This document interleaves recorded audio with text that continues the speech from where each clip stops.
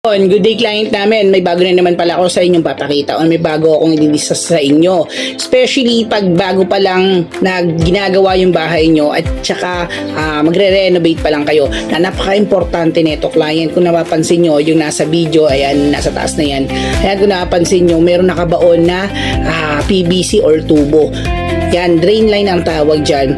Then, bakit nga ba binabaon? Ayan, isa sa pinaka-importante kapag magpapagawa ka ng bahay para maging malinis ang bahay na kakabitan natin ng aircon. Yan, binabaon namin yan. Pero dapat, kung ibabaon na tubo dyan, like yung copper, yung insulation, tsaka yung communication wire, kailangan standard, tsaka dapat pulido rin yung pagkakagawa.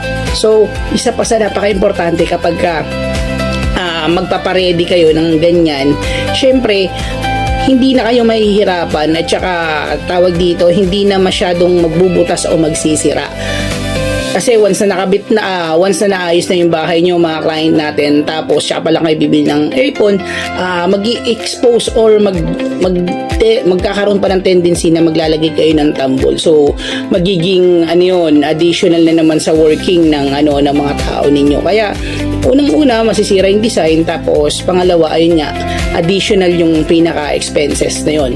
Tapos ayun, isa pa sa kailangang i-ready or consider nyo yung provision, yung electrical. So bago pa lang kayong magbibili pa lang kayo ng aircon, kailangan dapat naka-ready na yung power supply na tinatawag. Exclusion kasi number 1 yan. Dapat may ready na kayong breaker. Ayan, nakikita nyo yun.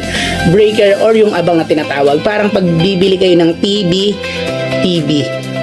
Bibili kayo ng TV, dapat meron ng saksakan sa likod. Ganun din yung sa aircon. So, dapat pag bibili ka ng aircon, may ready na kayong power supply or saksakan. Ayun. Sana client, nakatulong tong video na to. And hopefully, makatulong to sa inyo sa pagbili ng aircon. And consider nyo yung ating mga video para mag-share at mag-follow sa amin. Ayun lang mga client. Buy now, deliver later. Chandler Appliances. I'm Anthony, Aircon Specialist. Thank you.